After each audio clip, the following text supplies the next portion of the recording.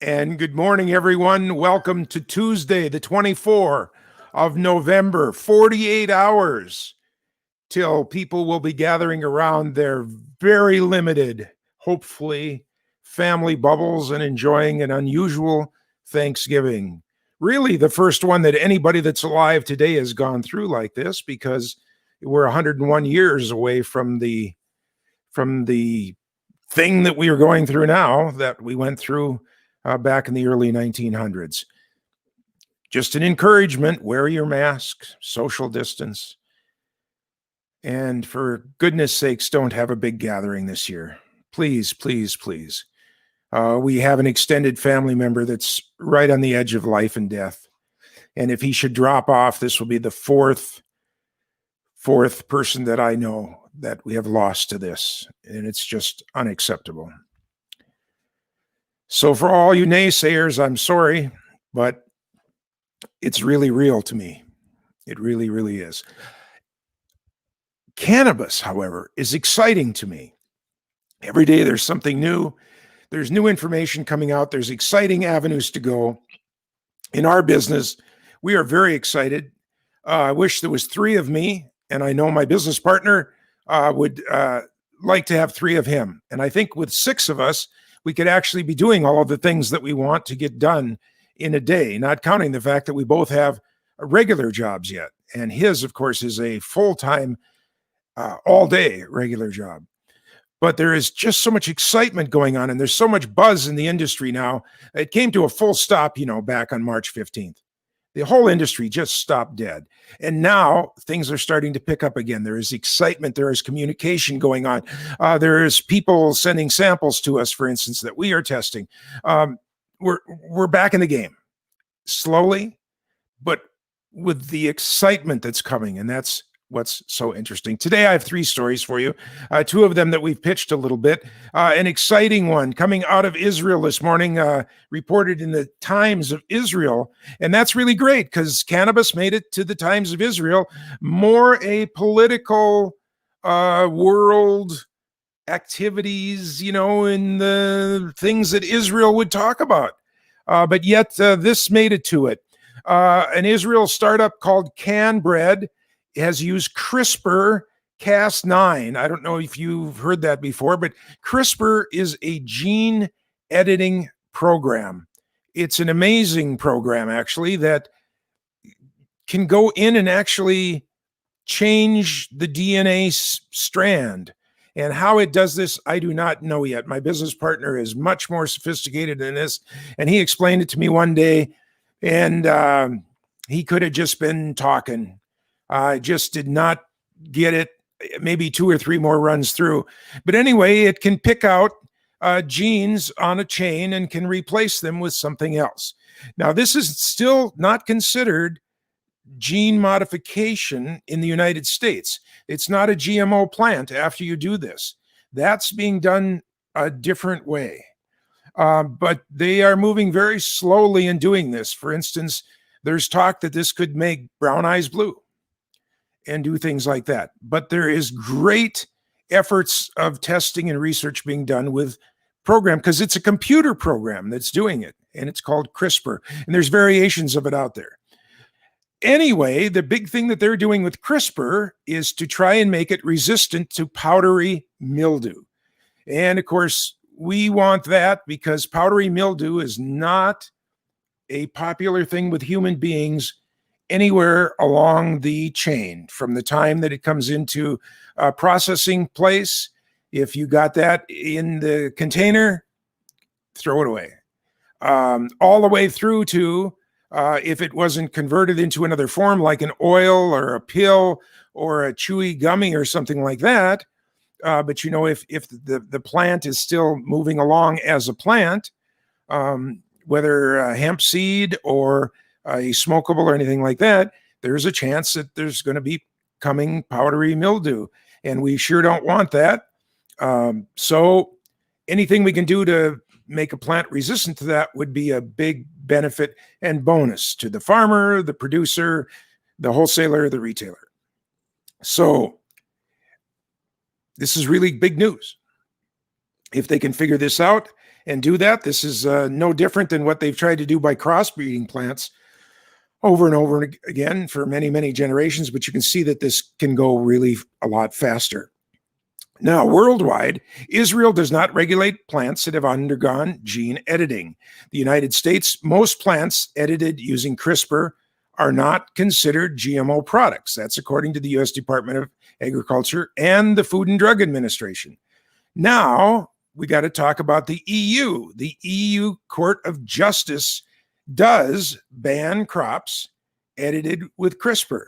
So, this is big time decisions that have to be made here because there's a difference of opinion on CRISPR edited plants at this time. And on the other hand, what's the EU going to do if Israel makes a strain of these plants and, people travel?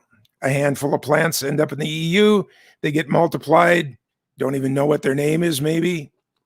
And pretty soon they're being multiplied and the resistance might continue, but the name of the plant might not. It's just hemp. It's grown in the field. And so that's something that's got to be resolved, that the EU has a different feeling about this because, of course, they represent about 750 million people. So that's a real important thing. That is our CRISPR story for today. And I thought it was big on several stories. Israel Times carrying it. I did not realize that there was a different opinion on CRISPR modified things being looked at positively. U.S. and Israel and the EU having different opinions on it. So we will follow along on that, let you know more on that story. Number 2 today, using CBD to extend your life. This is early, folks. This is not rush out and buy it, and you're going to add 15 years to the end of your life. But it's a big news story because, first of all, we are doing research in it, and we are getting positive research from it. And positive research often leads to things that will help us down the road. When they, of course, get negative research, maybe we don't hear about it, but it does put a dead end on that helping us. This is the news that has come out. Canopy Growth did studies, found that CBD extended the mean life, and there's 2 parts to this, extended the mean life of worms by 18%.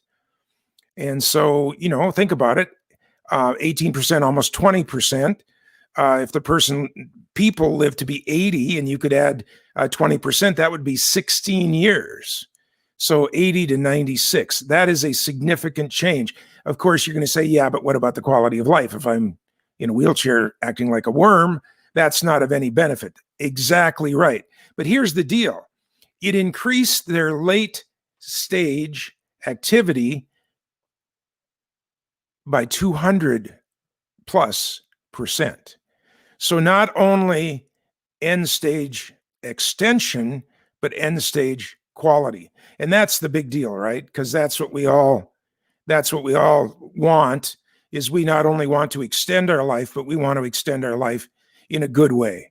I mean, we're not going to get those Arizona retirement villages to invest if they don't see a customer on the horizon, he says jokingly.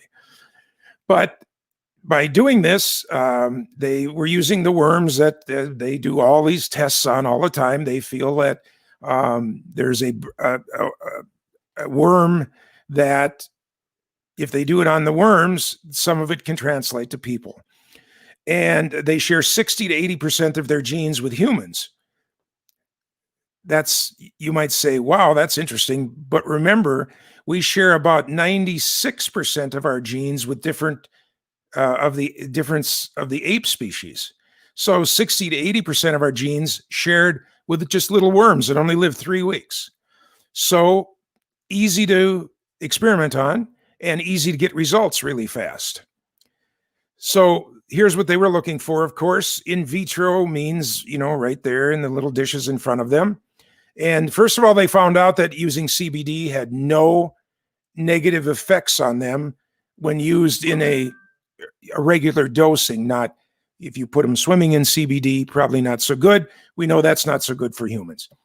But long-term toxicity in the life of the worm was not a problem in a human-sized dose. No animal died, even when they upped the level significantly. It increased their resistance to heat stroke by 141%. That's kind of interesting, huh? So we have good news coming out that the use of CBD may extend your life. We, of course, in our research here, are total believers in what's called full spectrum. As far as we believe in the product CBD, but we believe that we're not going to take just CBD out of this incredible cannabis plant. That we believe, other than the THC part that gives you effects to your brain that are not welcome on a day-to-day usage, it's not our goal in this plant. But so we want to find a plant as we're moving forward that doesn't even have near beer levels of THC, but no THC. And they now have ways to remediate any level of THC out of the hemp plant. That's coming. But we think that all the rest of the plant, just like, eat your broccoli. You're not eating one little thing out of your broccoli. You're eating all of the plant. And we believe in that. We believe in a full spectrum part of eating, ingesting, using it as, and I use the word medicine, not in a medical term, but using it as something to help your life go forward. We're big advocates of that. That's our belief here. Because we don't know what else. We do know many of the other things that are in there. They have not yet been studied. A fraction of what CBD has been studied, which has not been studied a fraction of what so many other things that we daily ingest in our bodies has been studied. So we are excited about this. If it, it may not give us 18% like the worms. It may not give us 206% more activity in that 18% of extended life. But what if it gives us a little bit? What if it gives us a few more years of really good active time? Would that not be a wonderful thing? Story number 3 for today. This is just actually looking for your opinion, please. I would like to know what you think about this. A Colorado firm, pretty big in using hemp products and making them into other products. We're talking in the hundreds of millions of dollars of size. We're renting their grounds and their buildings. Now, you probably don't know, but when a processor gets in 1,000 pounds of hemp product and they process it, for instance, with a cold ethanol process, they're only taking a few percent out of that. If the CBD level is at 10%, then you have 90% left over of waste. And then that 90% has a certain amount of ethanol in it. They cannot get the last percents of ethanol in it, just like at the sugar factory, which I live in a sugar area. So everybody here for 100 miles in 3 directions, not to the east, is well versed in sugar. We don't get the last percentages of sugar out because to spend the money to get the last percentages of sugar out costs more than the sugar we would get out. Well, it's the same thing with extracting the ethanol after it's used. It would cost more to get that last little bits of ethanol out than the ethanol you get out. There's a magic number there that you reach. So this waste has some ethanol in it. And it is enough that when you pick up this matter, if it's laying on a field, that with a lighter, if you lit it, it would kind of burn. Well, this company apparently dropped a whole bunch of this stuff on a neighboring field that they didn't own. Problem number 1. Problem number 2 is then when it was kind of investigated, that's what happened. The investigators went out to do that, and the guy demonstrated that, hey, not only is it on the wrong place, but it's somewhat flammable, and demonstrated by picking it up and went and okay, so big problems. And of course, now they're backpedaling, saying they didn't use a chemically hazardous product in their extraction process, and that's true. But ethanol is flammable. So this is really weird. The waste is taking up 60,000 square feet. That'd be about an acre and a half of land surrounding the building that they wasn't leased to them. Now, here it gets even more interesting. The landlord is claiming that the tenant, this company, poured ethanol-soaked hemp waste down the toilets, causing so much damage that the company was actually using rented porta potties. I don't know if I believe that, just from an armchair perspective.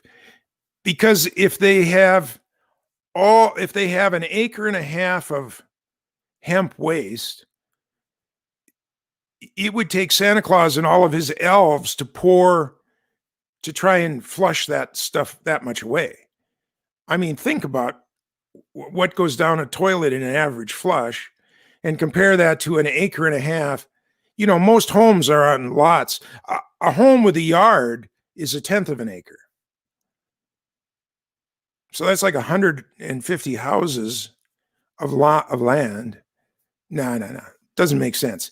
Somebody might have tried to flush it once, but fool me once, but you ain't gonna fool me twice. So I cannot believe that they were trying to put this down the toilet system. That's really bizarre. The tenant says, hey, they recapture and recycle the ethanol that they do. They're not dumping it, and I believe that. I believe that totally. But of course, as we said, there's always some that's left over. But they're accusing them that 200 to 300,000 gallons of ethanol was dumped. That's a lot, because ethanol costs dollars per gallon. I just don't think that they would have found a way to get more of that than that out of that hemp. But I'm just telling you, I'm just reporting the facts here. This is just the lawsuit. They also claim that the walls, the ceiling of the building are covered in a film and had a chemical-like odor. Boy, I'd like to be there. I'd like to smell that. Is it just hemp? Hemp is really smelly. I don't know what would be on the walls and the ceiling. I guess if you're renting an industrial building, wouldn't it be in your contract that when the tenant moves out, they would clean it to the state that it was in? So either they just didn't follow their rules, and shame on them for that. But I just, that's obviously part of if it's a lawsuit, that would be part of the lawsuit. But I don't think that's any big, oh, the sky is falling. Hey, they didn't clean the building up. They didn't pay property taxes. I don't know. Do tenants pay property taxes? I don't understand how that. I don't know how that all works. Anyway, that's what's happening. The clients left the property. Did they go broke? It doesn't seem to say that. And that's the problem that they're having out in Colorado. This is going to happen more and more.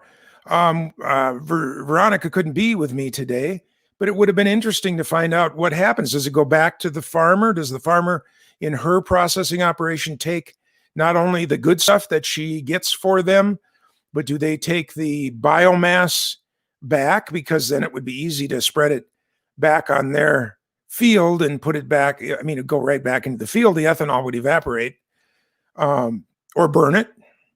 I don't know. We burned an acre of harvested hemp here that had been hung and dried over the winter and just wasn't any good last year. You've never seen a fire before until you've seen that. So if you have any comments or questions or ideas about any of these stories, we'd sure appreciate you making comments down below. We always love it when people do that. Or you can email me direct. We like that too. This is Chat Canna for the day. Tomorrow will be Have You Heard? And just appreciate you listening to the show, folks. We will not be doing a show on Thanksgiving Day because it's a holiday. And even though it will be just 3 of us, maybe 4, a carefully chosen father-in-law that could be here too, for my son's wife's father. But except for that, that is all we are going to have here. We are very carefully